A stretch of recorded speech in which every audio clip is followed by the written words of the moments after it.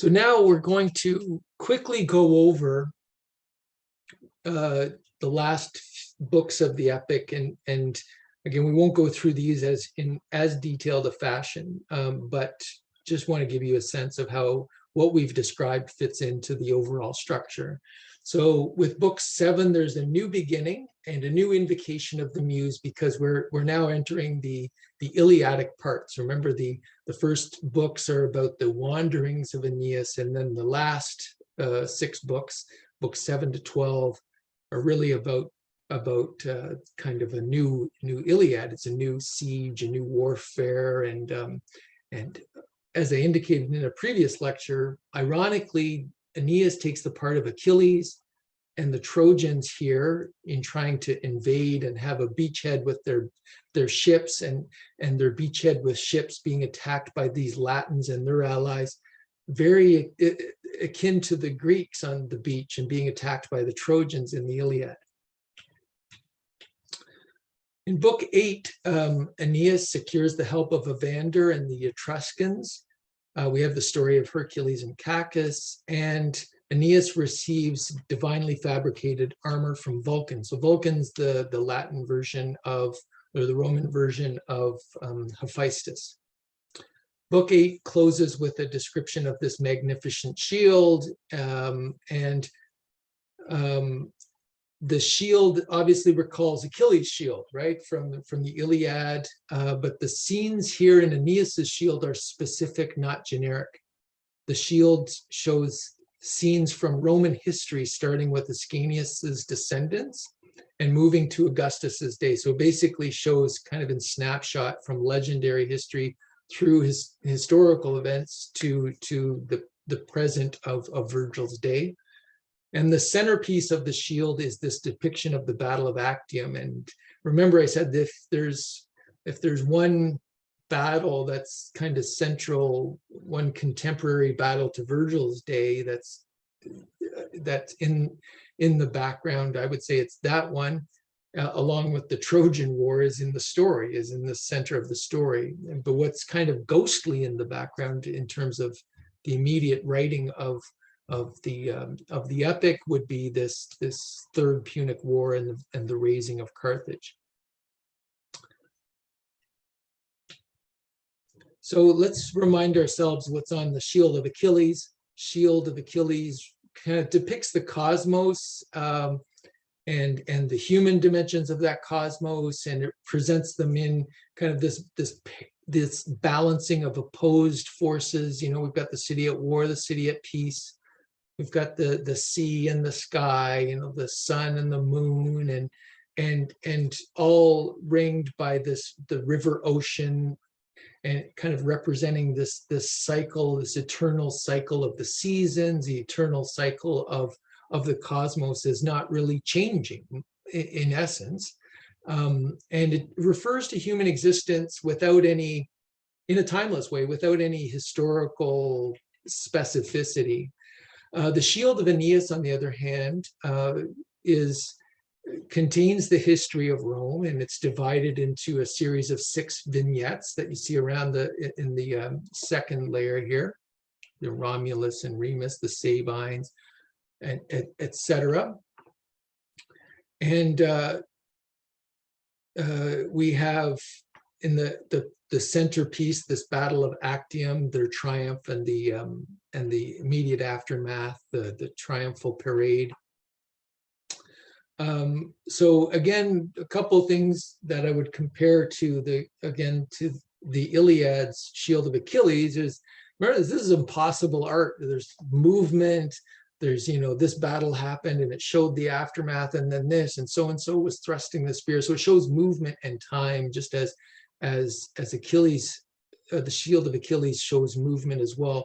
This is about history, whereas the Shield of Achilles is about the cosmos in a timeless way, but both of them are done in such a way that the art is impossible to represent in a physical form. It has to be described, and the only art form that can describe temporal flow story is the storytelling of the poet, in this case Virgil, or in Homer, In the case of Homer's Iliad, obviously Homer. I'll also just point out this notion of ekphrasis that's defined there at the top of this slide. So it's a kind of a literary work that describes an object or another artwork within the literary work. So in both, the description of the shield is an example of this, right? So like an epic simile, it breaks the narrative off through this long extended description of an object of art. And the break in the narrative, like a simile, turns the audience mind away from, let's say, the battle or whatever, and they forget the present action and they're on to something else, but they're meant to see the similarities, right? In the cases of the shields, both shields, Achilles' rage and strife recede into the background, as does the imminent war Aeneas is about to have with the Latins. And Achilles' shield transports the reader spatially away from Troy to another place, right? This kind of timeless space of city at war, city at peace. Whereas Virgil takes another step. It's kind of away in space, but also in time. It's to a temporal shift to a future that Aeneas can't even fathom. And like the prophecy or the pageant in the underworld in book 6, the figures on the shield turn Roman historical figures into a prophecy of the future. So it's history for the Virgil's audience, the Roman readers of that time. But for Aeneas, it's all prophetic of the future. So that's book 8. And book 9, Turnus attacks the Trojan camp, very similar to when Hector is attacking the beach and the ships. And the Trojan camp is hard pressed. There's a council of the gods in book 10. Turnus kills Pallas, this dear friend of Aeneas, much as Hector had killed Patroclus. And Juno saves Turnus from Aeneas. So we have the kind of the ending is forestalled, so to speak. In book 11, there's the burial of Pallas. There's a council of the Latins. The Trojans attack again, and they single combat in book 12 is finally agreed to and arranged, but treachery, much like the Iliad, at the beginning of the Iliad, treachery prevents that. And the Trojans attack the city in a single combat. Aeneas kills Turnus, and that's how the epic ends. And we have the question we're left with as a reader, this final impression of Aeneas killing Turnus, and then what, right? We have to go back and remember that this was maybe needed. This was a necessary step in order to found the Roman city, the Roman people. But it is kind of this dark image.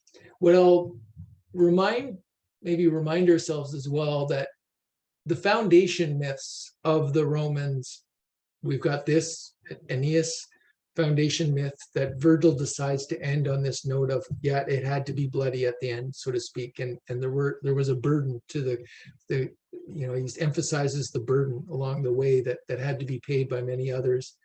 But also the other, let's say, foundation myth being the Romulus Remus, this fratricide at the heart of the beginning of Rome, as well as the story of the rape of the Sabine women, how there's sacrilege and violence and rape and abduction at the heart of the Roman foundation, and Virgil doesn't shy away from that, and says, again, like the oak we talked about, to reach to the sky, it had to be rooted into the darkness of Tartarus. So too, I guess, the Romans, so too Aeneas. And with that, we're going to close our discussion of Virgil's Aeneid. I hope you enjoyed it as much as I do every time I read it, and hope you're able to profit from it.